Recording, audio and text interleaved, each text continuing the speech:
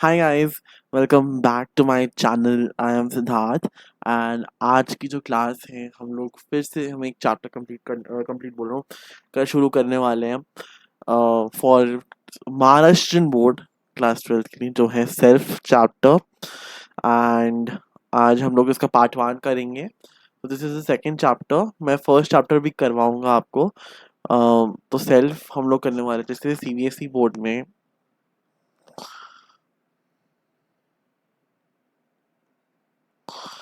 एक चैप्टर है self and personality.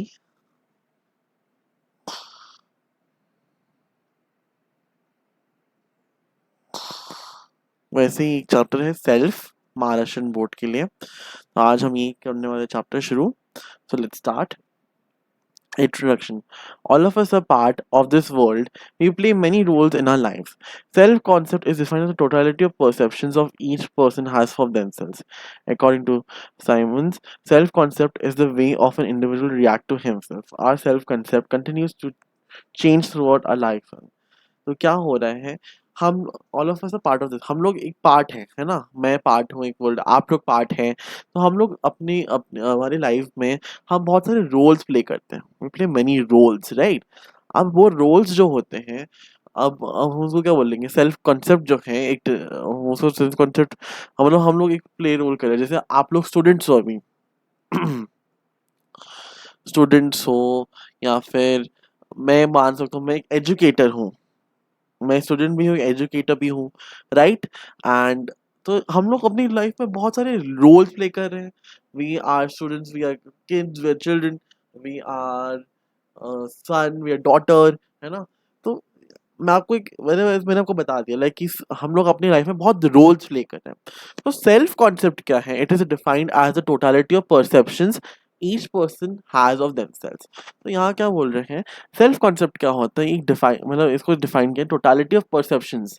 Perceptions है ना, point of view of each person की। एक पर्सन के लिए क्या परसेप्शन होगी हमारे लिए। जैसे हम स्कूल या मैं कॉलेज में जाता हूँ, या आप लोग स्कूल्स में जाते हो, है ना। तो आप लोग स्टूडेंट्स हो, तो टीचर के लिए पता, आप लोग स्टूडेंट्स हो, मैं टीचर हूँ, वो पढ़ाएंगे, वो गुरु है। आपके लिए क्या पड़ेगा, एक टीचर के लिए कि वो मैं पढ़ाते विद द टीचर्स। घर पे क्या है, आपका परसेप्शन क्या रहेगा कि हमारे घर में फैमिली है, मॉम डैड है, मम्मी पापा है, एंड आपके मतलब अगर ग्रैंड पेरेंट्स भी हैं साथ में, तो नानू नानी है या दादू दादी हैं, राइट। तो सेल्फ कॉन्सेप्ट ये है। According to Simon, self concept is the way an individual reacts to himself. Self concept क्या है, मतलब अकॉर्डिंग टू साइमंस, वो बोलते हैं कि जो सेल्फ कॉन्सेप्ट है एक वे है, एक इंडिविजुअल रिएक्ट करता है, रिएक्ट टू हिमसेल्फ।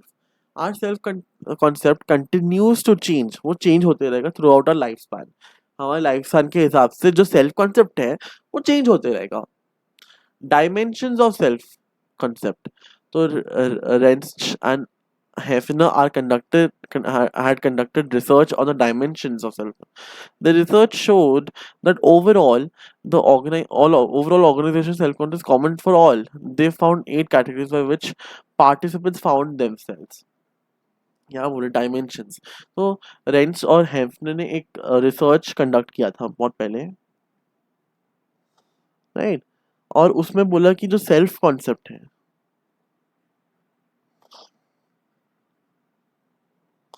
वो सबके लिए क्या है, common to all. It is common to all. तो अभी हम वही पढ़ने वाले हैं। और उसमें उन्होंने 8 categories, there are 8 categories, right. हम वही पढ़ने वाले हैं, self and life cycle. Self और हम लाइफ साइकिल, तो हम लाइफ साइकिल देखेंगे जो जब हम इन्फेंट्स थे, फिर हम लोग ग्रो होते गए, बेबीज ग्रो एज बेबी बने, फिर बोल सकते हैं कि हम एक बेबी बने थे, एंड उसके थोड़े बड़े होते थे, यंग एडल्ट्स।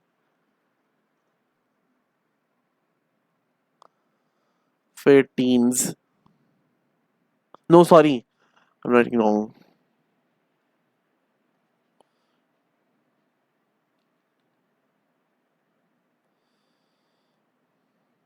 सॉरी सॉरी, फिर टीन, फिर यंग एडल्ट्स,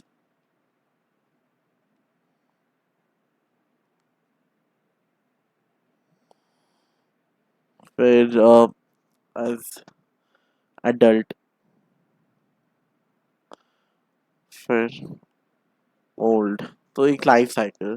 तो पढ़ते हैं on average till the age of 6 months the child is unaware, मतलब जब 6 मंथ्स हो जाते हैं तो चाइल्ड अपने बारे में ज्यादा अवेयर नहीं होता अबाउट हिमसेल्फ और herself. As a child grows he realise that he is different from the rest of the world. अब वो जब बड़ा होता है तो वो समझता है कि मैं सबसे अलग हूँ, मैं डिफरेंट फ्रॉम द, मतलब जो वर्ल्ड से मैं बहुत अलग हूँ। Generally face recognition with minor mirror occurs at the age of 1.5 years, मतलब अपने आप को खुद को पहचाना इन द मिरर वो बाद में जब एट द एज ऑफ 1 या उसके हाफ ईयर्स में आ जाता है। By the age of 2 the child becomes aware of general expectation, जब तो अपने बारे में थोड़ा बहुत उसको जानकारी मिलती है, अपने बारे में समझता है, he is aware of himself. By the age of 3 child starts recognizing themselves and others, मतलब ही स्टार्ट्स डिस्टिंग्विश, मतलब कि वो कैसा यूनिक है, how is he unique from others, की वो अगर ज्यादा मतलब नो वीक है, मैं स्ट्रांग हूँ, वो ज्यादा रोता नहीं, मैं नहीं रोता ज्यादा। When schooling starts, a child begins to compare himself with others. फिर वो compare करने लगता है कि यार ये तो इतना अच्छा मार्क्स लाया, मैं क्यों नहीं ला सकता, तो the school starts, यार ये तो हैंडसम है, मैं हैंडसम हूँ, मतलब he starts comparing. The final unfolding of self-confidence during adolescence involves perspective taking. अब perspective कि वो क्या समझता है अपने आप को, what is his point of view, no, according to gender identity and gender role, दोनों अलग हैं, they're important aspects but they're very different for us, they play an important role, important तो है,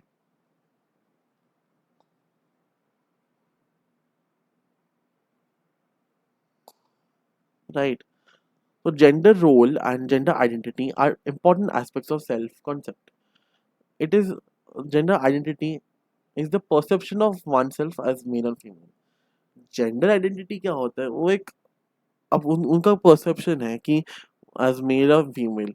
जेंडर रोल के psychosocial, this is psychosocial in nature and is determined through social interactions. ये तभी होगा जब हम लोग सोशली इंटरेक्ट करेंगे। जेंडर रोल, जेंडर आइडेंटिटी अपने बारे में perception, point of view of oneself. It is, gender identity is biological aspect, but gender role is an acquired attribute to self concept. Gender identity,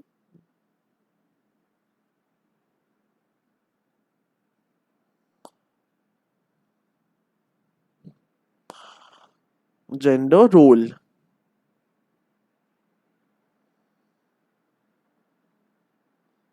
biological aspect नहीं, क्योंकि हम खुद को perceive मतलब जो परसेप्शन है वो अपने बारे में क्या है, one self as a male और फीमेल।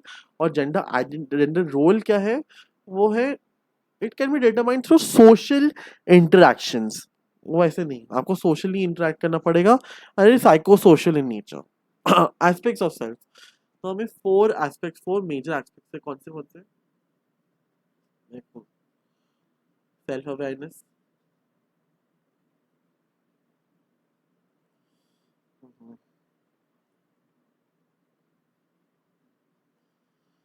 सेल्फ इमेज,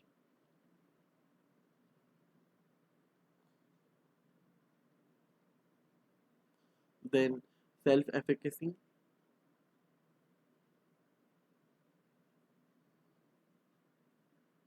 यहाँ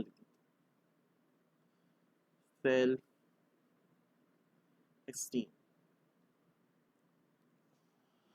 तो सेल्फ अवेयरनेस का क्वालिटी और trait that involves conscious awareness of one's thoughts feelings अवेवियन स्टेट्स। सेल्फ अवेयरनेस क्या होता है, इज ए क्वालिटी या एक ट्रेट है जो इन्वॉल्व करता है कॉन्शियस अवेयरनेस, एक थॉट के, एक फीलिंग्स के, एक बिहेवियर और ट्रेट। सेल्फ इमेज क्या है, पर्सनल व्यू और mental picture that we have ourselves, हम एक ऐसे मेंटल पिक्चर हमारे बारे में कि हम अपने आप को कैसे समझते हैं। Body image also, body image जो है is also part of self image. Self efficacy is a person's belief in his ability to accomplish some specific goal or task. Self efficacy क्या होती है कि एक टास्क कंप्लीट करने, एक task को अकम्प्लिश करने, एक स्पेसिफिक गोल है मेरा, या किसी की स्पेसिफिक गोल वो कंप्लीट करना है।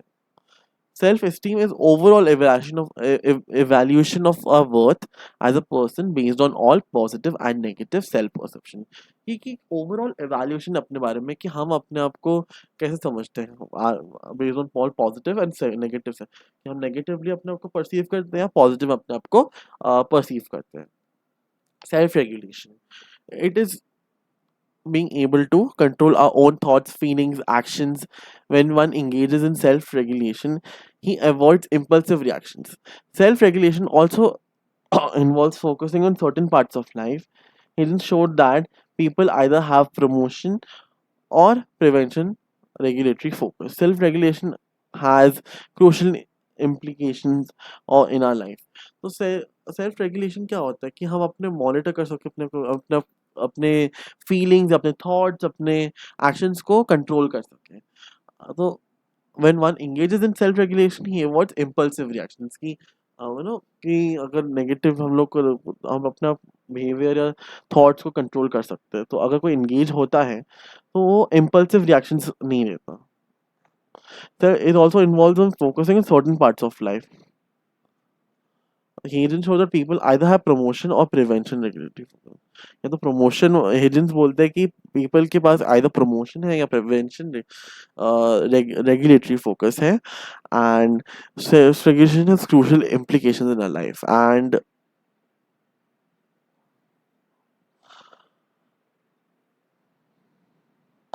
Karl Rogers theory of self, Carl Rogers एक साइकोलॉजिस्ट, उन्होंने थ्योरी ऑफ सेल्फ बताई थी।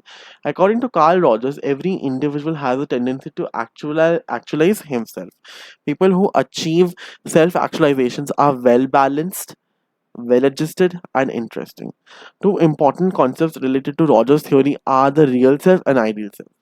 तो टू important concepts बताए थे। तो या तो पहले जो सेल्फ एक्चुअलाइज क्या होता है, सेल्फ एक्चुअलाइजेशन, जो लोग होते हैं वो बैलेंस्ड है अपनी लाइफ में, वो वेल एडजस्टेड एंड इंटरेस्टिंग भी बहुत है।